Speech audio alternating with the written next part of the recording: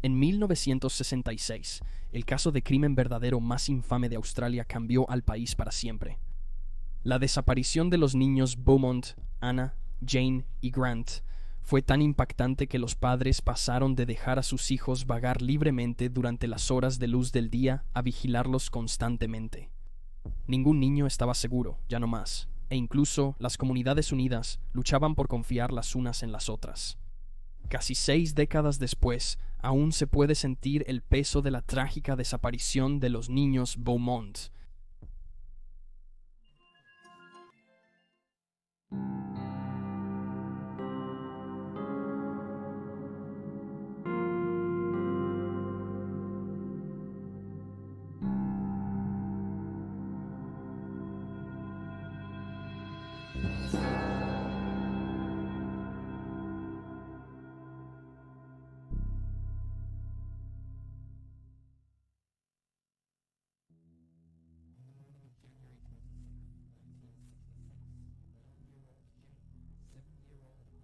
En la mañana del 26 de enero de 1966, Jane, de 9 años, Anna, de 7 años, y Grant Beaumont, de 4 años, preguntaron a sus padres si podían visitar la playa de Glenelg.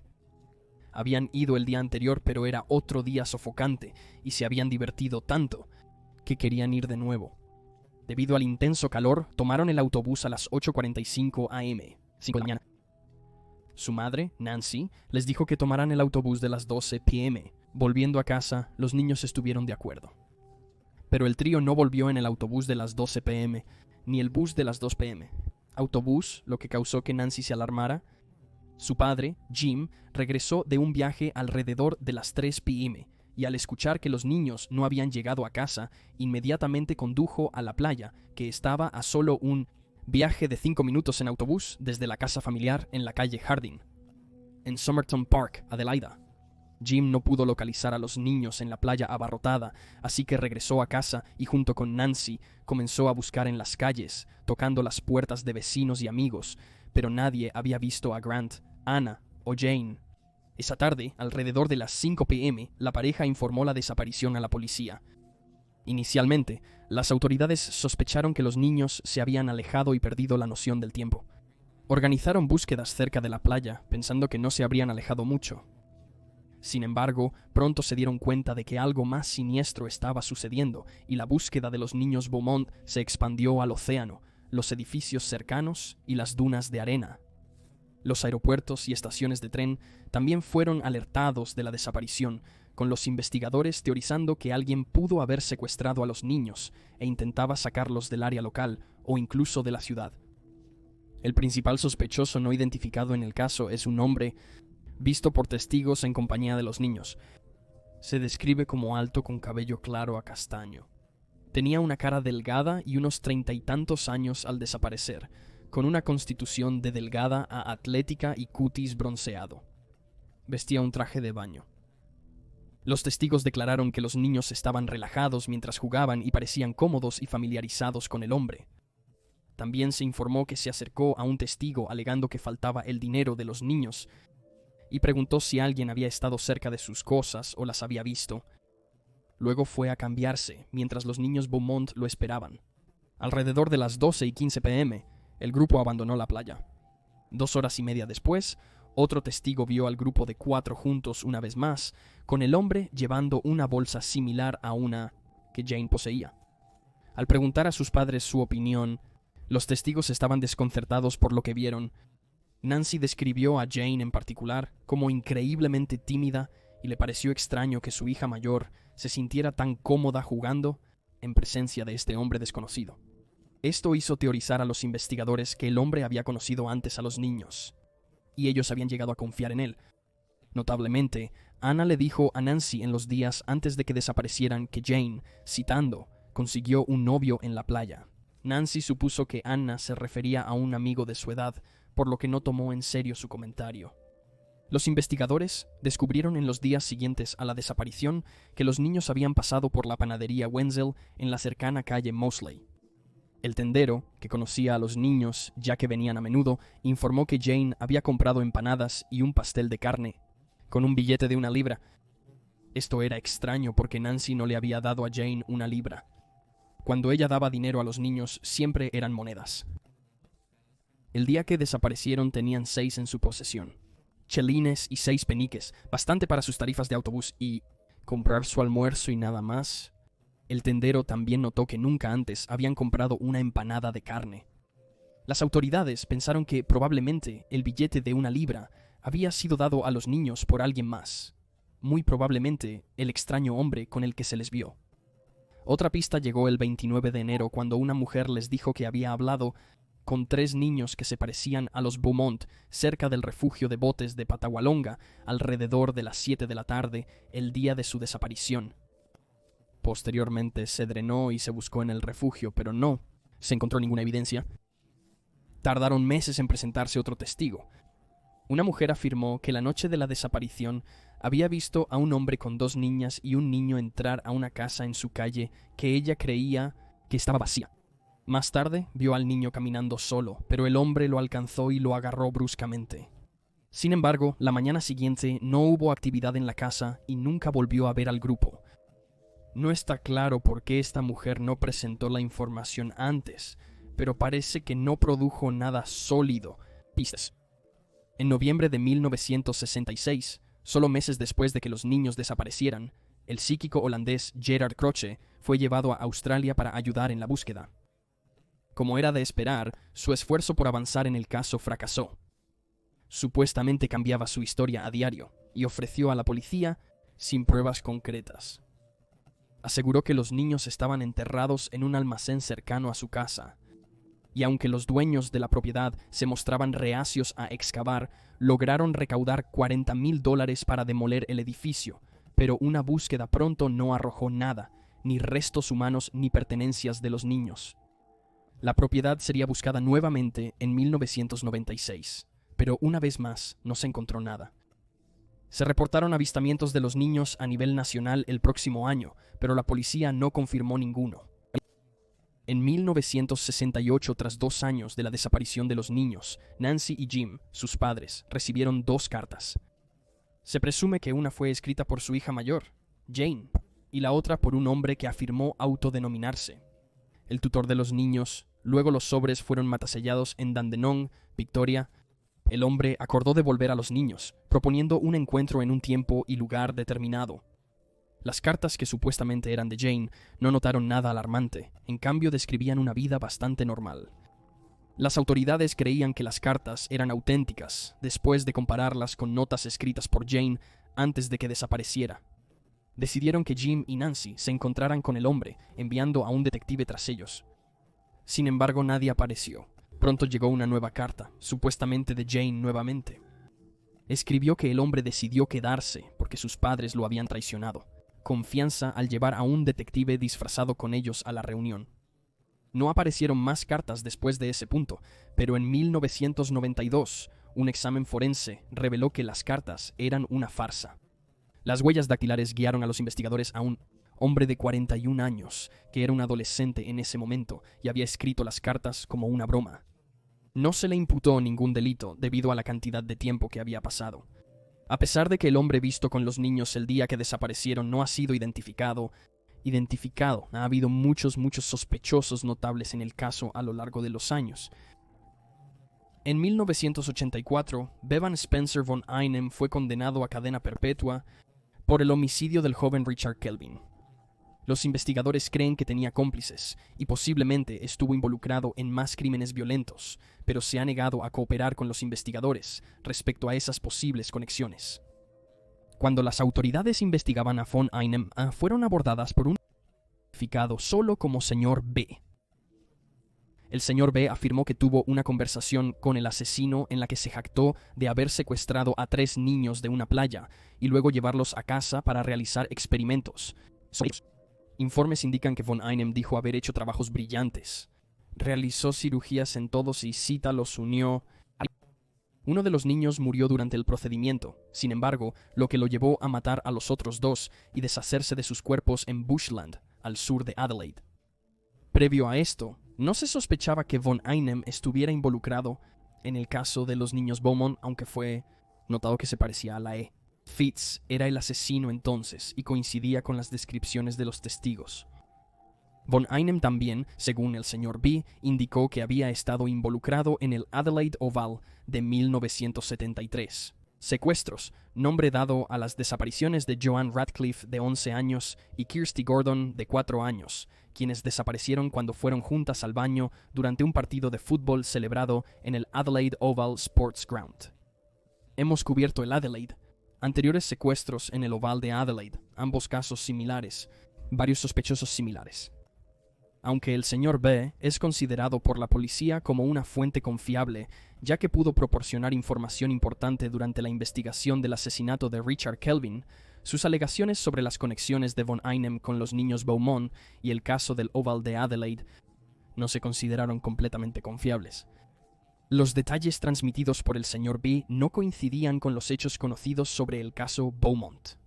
Los investigadores notaron que, mientras Von Einem visitaba frecuentemente la playa de Glenelg para espiar los vestuarios y se sabía que tenía una obsesión con los niños, también es mucho más joven que el hombre descrito con los niños ese día. Tenía poco más de 20 años en el momento de la desaparición, y los niños eran considerablemente más jóvenes que las víctimas habituales de Von Einem. Generalmente se dirigía a jóvenes en sus adolescencia y veintes. Otro sospechoso en el caso y en los secuestros de Adelaide Oval es Arthur Stanley Brown, quien murió en 2002. En 1998, Brown fue acusado de los asesinatos de Judith y Susan McKay en Townsville, Queensland. Desaparecieron el 26 de agosto de 1970 mientras iban a la escuela. Días después de su desaparición, sus cuerpos fueron hallados en un arroyo seco, estrangulados hasta la muerte en la cama. El juicio de Brown, programado para el año 2000, se pospuso cuando su abogado afirmó que no estaba apto para juicio. Nunca fue juzgado de nuevo debido a un diagnóstico de enfermedad de Alzheimer y demencia. Brown ha sido acusado de agresión sexual en varias ocasiones, con su propia esposa, Hester Porter, confesando a su hermana que le tenía miedo. Hester informó a su hermana que ella una vez sorprendió a Brown abusando de una niña y sabía que parecía tener un interés sexual en las niñas pequeñas. Varios parientes más de Hester se presentaron en los años 80, señalando que habían sido abusados en su infancia por Brown. Hester murió en 1978. Estaba postrada en cama debido a la artritis, y aunque él afirmaba que ella se había caído y golpeado la cabeza, muchos parientes creen que Brown la mató. Notablemente, él se casó con la hermana menor de Hester más tarde, ese mismo año. Se observa a Brown como teniendo un fuerte parecido con el EFIT hecho del sospechoso en ambos casos, aunque él habría sido mucho mayor que el hombre visto con los niños Beaumont, ya que tenía 53 años, en 1966. Mientras los investigadores intentaban rastrear los movimientos de Brown, en los años 60 no pudieron determinar dónde estaba, ya que sus registros de empleo no existían en ese momento. Los investigadores señalaron que los registros pueden haberse perdido en la inundación de Brisbane de 1974, o que Brown destruyó sus propios archivos, ya que trabajaba para el Departamento de Obras Públicas de Queensland y tenía acceso al gobierno, edificios. El tercer sospechoso en el caso de los niños Beaumont es el asesino de niños condenado, Derek Percy, quien murió en 2013. Percy fue sugerido como sospechoso en 2007 por el periódico de Melbourne, The Age. 1969, después del asesinato de Yvonne Toohey, presentó una declaración de locura, en parte debido al hecho de que padecía una condición que le impedía recordar los detalles exactos de sus acciones. Supuestamente indicó que también podría haber matado a los niños Beaumont en 1966, pero no podía recordarlo debido a esta condición. En 2007, la policía de Victoria interrogó a Percy en relación con el caso. Los investigadores señalaron que solo habría tenido 17 años en ese momento, demasiado joven para coincidir con la descripción del hombre, visto con los niños el día que desaparecieron. También era incierto si tenía acceso a un automóvil en ese momento, ya que la policía cree que el sospechoso habría tenido uno para alejarse del área y luego deshacerse de los cuerpos. No está claro si Percy aún se considera sospechoso en el caso. Otro sospechoso era un empresario llamado Alan Anthony Munro. Munro fue llevado a la atención de la policía por Alan McIntyre, quien él mismo había sido interrogado en relación con el caso Beaumont. McIntyre le dijo al Adelaide Advertiser que Munro quien no fue identificado en ese momento, había pasado por la casa de McIntyre en 1966 con los cuerpos de los niños Beaumont en el maletero de su coche. Monroe dirigía Scouts. Declarado culpable de 10 delitos sexuales contra menores desde 1962, y según McIntyre era buscado en los años 60 en Minnesota, el sudeste de Asia, por otros delitos de abuso infantil. Después de declararse culpable de sus crímenes, le dieron 10 años de prisión, con un periodo de 5 años y 5 meses sin libertad condicional. Décadas después, en junio de 2017, los investigadores recibieron una copia del diario de un niño fechado en 1966. El escritor del diario notó que Monroe estaba en el área de la playa de Glenelg en el momento de la desaparición de los niños. Aunque Monroe fue investigado en relación con el caso, las autoridades no encontraron pruebas de que estuviera involucrado. Luego, en 2013, el último sospechoso del caso salió a la luz tras la publicación del libro El hombre de Satén, desvelando el misterio de los niños Beaumont desaparecidos. Aunque no fue identificado en el libro El hombre de Satén, ahora se sabe que es Harry Phipps, un dueño de fábrica, quien murió en 2004. Phipps fue miembro de la élite social de Adelaide durante los años 60, y su nombre fue hecho público por su separado hijo tras la publicación de El hombre de Satín. No solo Phipps se parece al retrato hablado del hombre visto con los niños el día de su desaparición, también era muy rico y tenía la costumbre de dar billetes de 1 libra. Además, en 1966 vivía a solo 250 metros de la playa. El hijo distanciado de Phipps, Hayden, se presentó en 2007. Tenía 15 años en 1966 y recordaba claramente ver a los niños Beaumont jugando en el jardín trasero de su padre. Las acusaciones de que Phipps era un pedófilo salieron a la luz en años posteriores, con su propio hijo, Hayden, una de sus víctimas. No obstante, Wayne, otro hijo de Phipps, se ha pronunciado en contra de su hermano. Alegaciones de que su padre era un abusador infantil asesino. Afirmó que Hayden, quien murió en 2016, había inventado las acusaciones debido a problemas de salud mental, declarando, cita, «Esto está mal. Está lastimando a aquellos a quienes quiero y la memoria de aquellos a quienes quise. Amábamos a Harry y creemos en su inocencia». El reportero Frank Pangelo le dijo a Caves News Network si Harry Phipps no era el depredador arquetípico. Era un hombre acaudalado. Tenía mucho respeto en la comunidad, dirigía un negocio exitoso y era un capitán de la industria. No habría habido ninguna razón para que él fuera un sospechoso. Aún así, la policía encontró creíble la información proporcionada por Hayden y el libro El hombre de seda, especialmente cuando 2 hombres se presentaron para afirmar que, cuando eran niños, Phipps les había pagado para que cavaran un agujero en el patio de su fábrica el fin de semana de la desaparición de los niños. Nunca les dijo para qué era el agujero de 2 por 1 por 2 metros. En noviembre de 2013 se excavó una sección de 1 metro cuadrado de la antigua fábrica de Phipps.